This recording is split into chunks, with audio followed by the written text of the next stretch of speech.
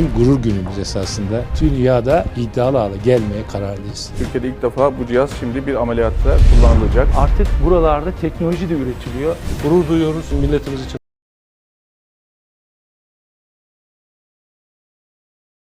Aselsan'ımızın mühendisleriyle, hekimleriyle beraber çalışıp yazılımıyla, dizaynıyla kendilerinin oluşturduğu yerli akciğer kalp makinemizle Bilkent Hastanesi'nde ameliyatı gerçekleştirdiler.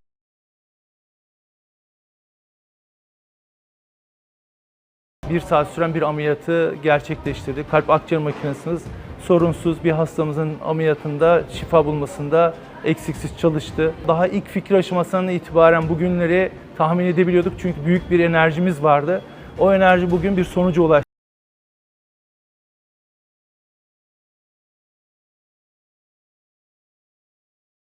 Tıp sanayisine, sağlık sanayisinde dönüm noktalarından bir tanesi. Sayın Cumhurbaşkanımızın liderliğinde koruyan, geliştiren ve üreten sağlıkta Türkiye yüzyılını yaşamak için elimizden geldiğince çalışıyoruz. Başhekiminden, Ümit hocamızdan, Aselsan'ımıza kadar bütün mühendis arkadaşlara, ekibe, toplumun, milletim adına teşekkür ediyorum. Onlar gerçekten kahramanlarımız bizim.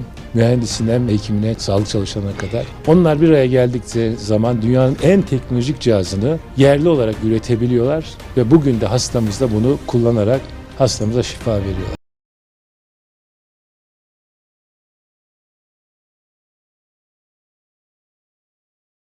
Geçmiş olsun dileklerimi iletiyorum. Teşekkür ederim bakanım. Değerli bakanımız, çok kıymetli hekimlerimiz sayesinde gayet iyi.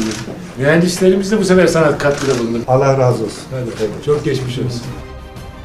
Biz bir araya geldiğimizde, birlikte hareket ettiğimizde, gücümüzü birleştirdiğimizde başaramayacağımız hiçbir şey olmadığına inanıyoruz. Allah'ın yardımıyla bu ülke sağlıkta dünyanın teknoloji üreten, cihaz üreten en önemli ülkelerinden bir tanesi olacak.